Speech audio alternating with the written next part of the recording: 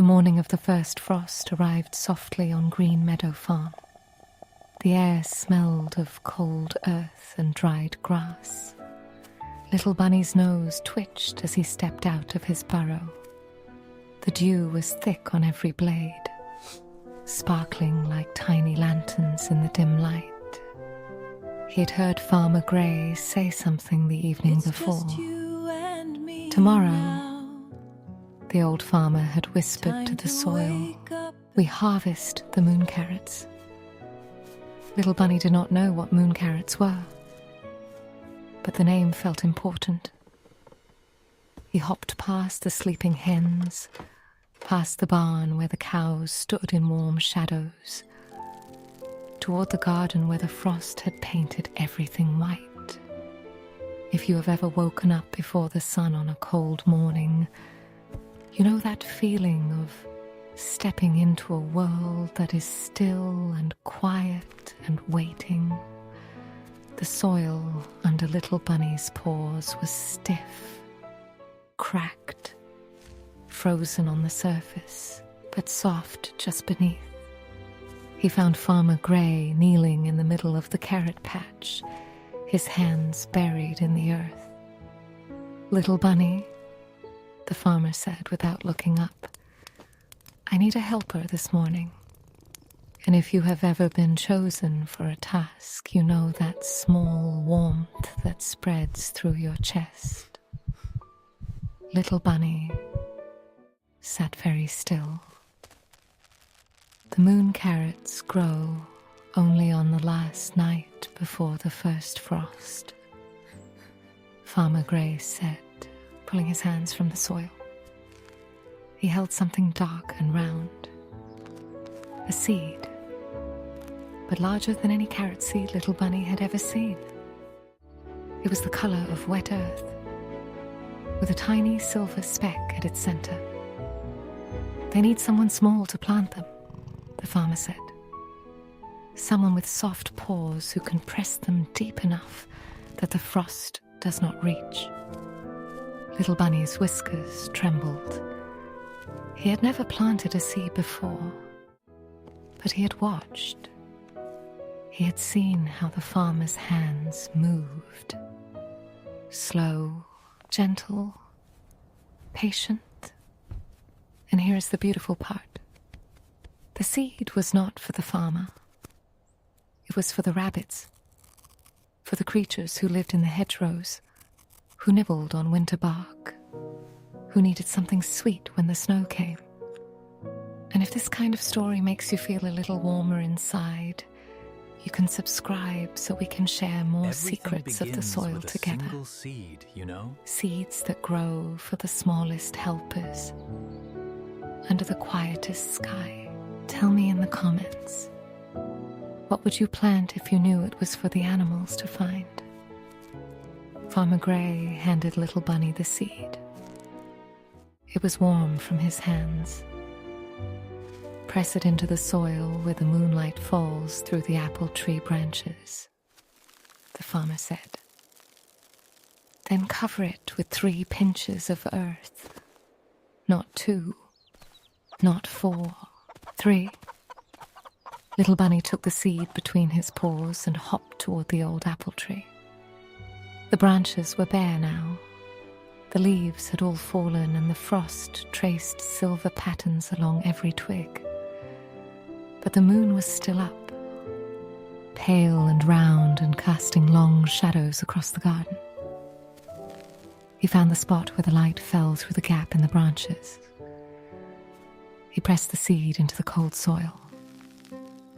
He covered it with 3 pinches of earth. And he waited.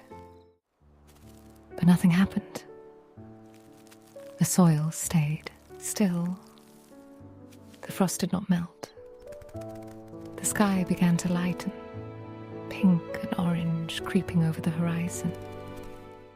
Little Bunny felt his heart sink a little. If you have ever planted something and hoped so hard that your fur felt tight on your back, you know that feeling of waiting and waiting and waiting. Farmer Gray appeared beside him, carrying a small bucket of water. The moon carrot does not grow in daylight, he said softly. And so the little rabbit It grows when the sun has gone and the sleep, stars are out. dreaming of carrots and moonlight. Little Bunny looked up at him. Then how will it be ready before the frost? Farmer Gray smiled. The frost waits for the moon carrot to be ready. He poured the water slowly around the seed. The soil drank it, and Little Bunny saw something that made his whiskers stand still. The water did not sit on the surface. It disappeared into the earth as if the seed was drinking it, as if the seed was already alive. "Come," said the farmer. "We will return after sunset." Little Bunny followed him back to the barn. He helped carry hay to the cows. He helped scatter grain for the hens. He watched the sun climb and then fall again. All day he thought about the seed under the apple tree. And when the sky turned violet and the first stars appeared, he hopped back to the spot. The frost had returned.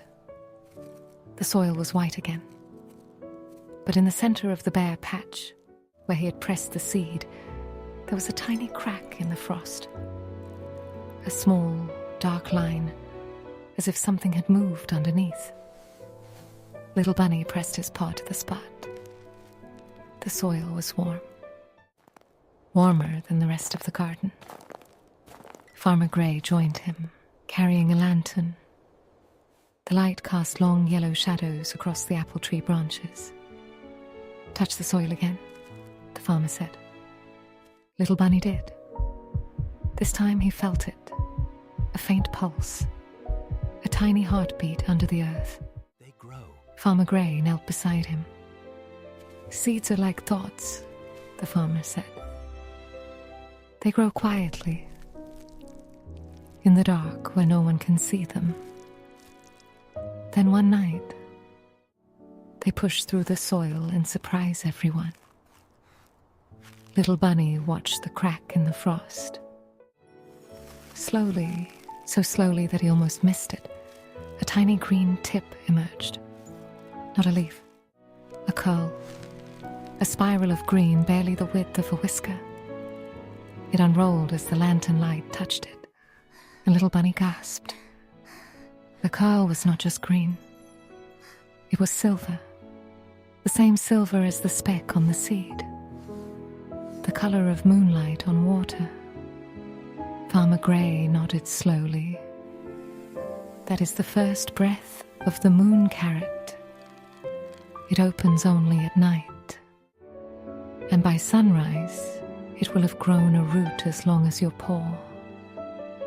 If you have ever watched something you planted finally break through the soil, you know that feeling of the earth trusting you back.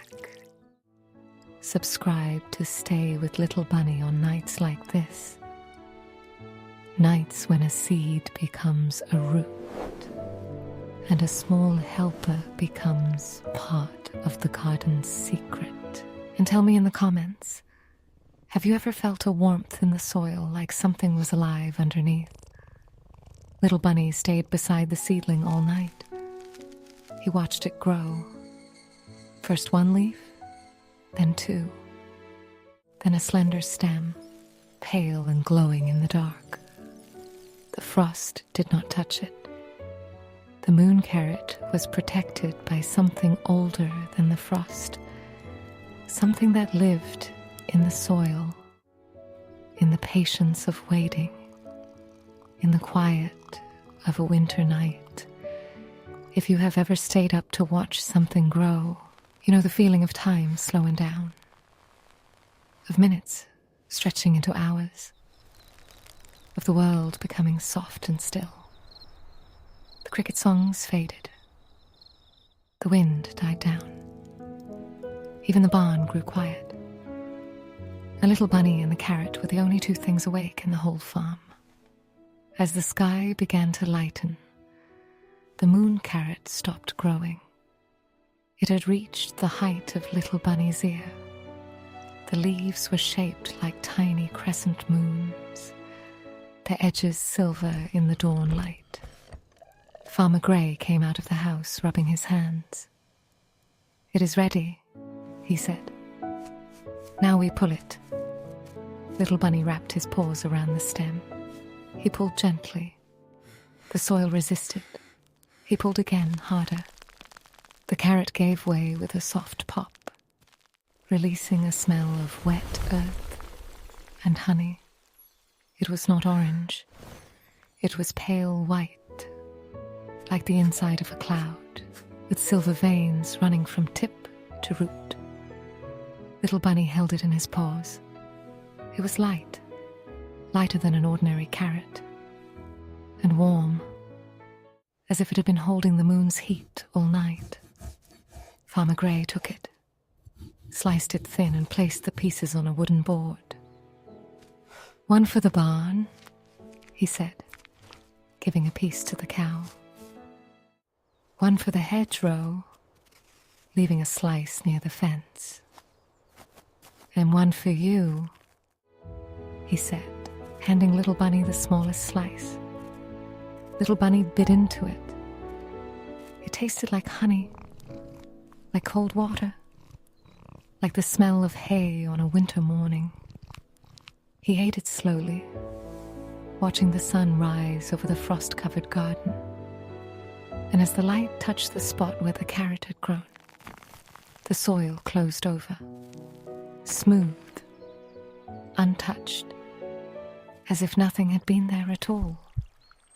If you have ever eaten something that grew just for you, you know that feeling of gratitude that fills your chest, of being part of a story that the earth tells every night. Little Bunny curled up in the hay in the barn, his belly full and warm. Above him, through a gap in the roof, the last stars were fading, and he knew that somewhere in the soil another moon carrot seed was waiting for the next night, waiting for the next helper with soft paws. The barn smelled of hay and milk and sleep. Little Bunny's whiskers drooped. His eyes grew heavy, and as he closed them, he felt the garden breathe with him. The soil, the seeds, the frost, all part of the same quiet rhythm. Sleep, the earth seemed to whisper. Sleep, and tomorrow there will be another seed to plant, another moon carrot to grow, another small miracle hidden in the dark. If this moment of warmth before sleep feels like something you want to return to again and again, subscribe so you never miss the next night the garden tells its story. And tell me in the comments, what is one thing you have eaten that felt like it grew just for you? Little Bunny's paws relaxed, his breathing slowed, and the farm, wrapped in frost and silence, settled into the deepest part of the night. The moon moved across the sky like a slow river. Inside the barn, the cow chewed softly. The hens tucked their heads under their wings. And in the corner, in a small nest of hay, Little Bunny's breathing became the rhythm of the farm itself. Farmer Gray stood at the barn door, the lantern extinguished, his hands in his pockets. He watched the frost glisten on the roof of the hen house.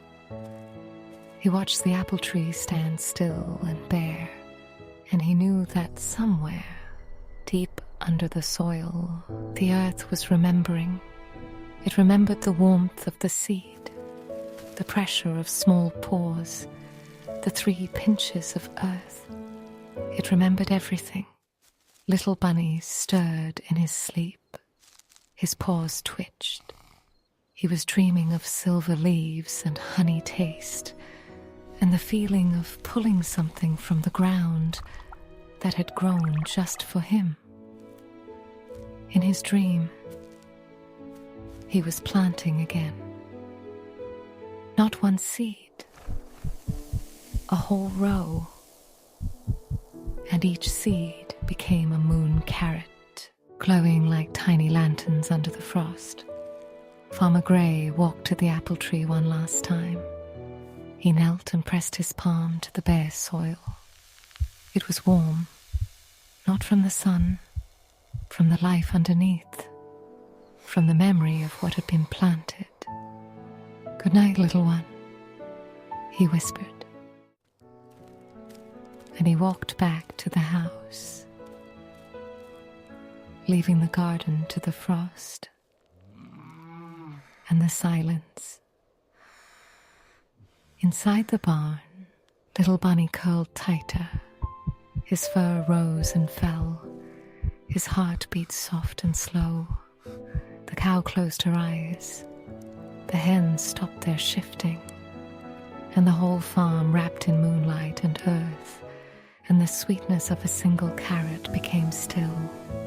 Not the stillness of emptiness, the stillness of a story that had finished telling itself, the stillness of a seed that had become a root, the stillness of a small creature who had done exactly what he was meant to do.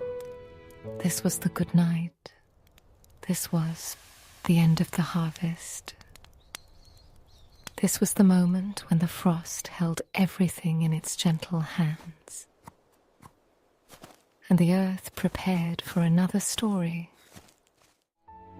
another seed, another helper with soft paws.